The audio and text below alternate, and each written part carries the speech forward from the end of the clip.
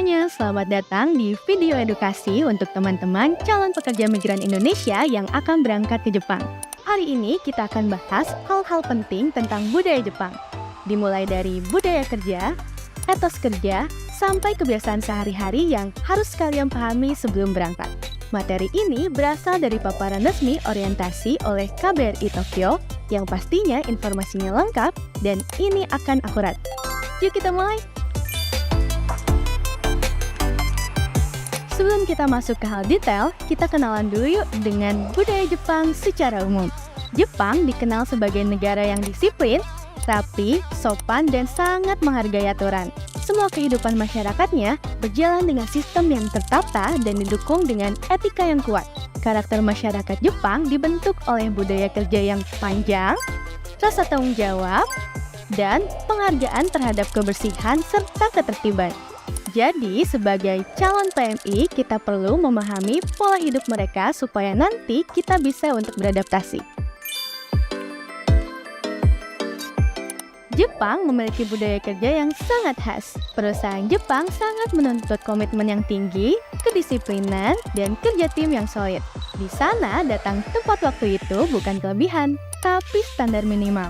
Kalau kerja dimulai dari jam 8, orang Jepang biasanya sudah siap di tempat 10-15 menit sebelumnya.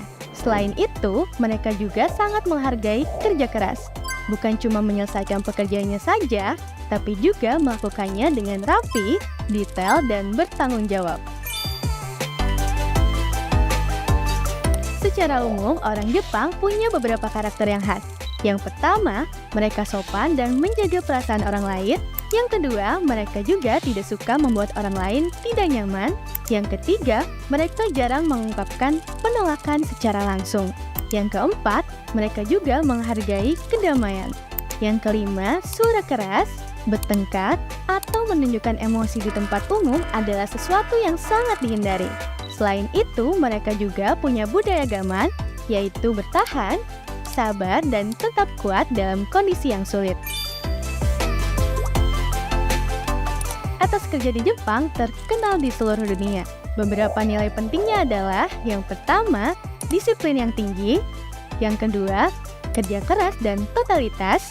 Yang ketiga, menghormati aturan perusahaan. Yang keempat, tidak merusak harmoni tim. Dan yang terakhir, mengutamakan kualitas pekerjaan. Ketika bekerja, orang Jepang biasanya tidak suka berbicara yang tidak perlu. Fokus utama mereka adalah menyelesaikan tugas dengan baik. Sekarang kita masuk ke bagian yang sangat penting. Apa saja yang harus diperhatikan dalam kehidupan sehari-hari di Jepang? Jepang punya standar etika dan manner yang ketat. Jadi, kita harus mengikuti aturan yang berlaku supaya tidak dianggap tidak sopan. Pertama, di kendaraan umum. Di Jepang, kendaraan umum itu tempat yang harus hening. Di sana, orang jarang bicara dengan keras. Lalu, telepon tidak boleh digunakan untuk menelpon, tetapi hanya digunakan untuk teks saja.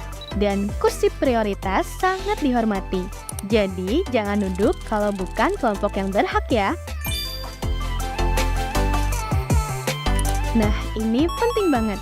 Tempat sampah umum di Jepang sangat sedikit, bahkan tidak ada di sekitar taman atau di jalanan.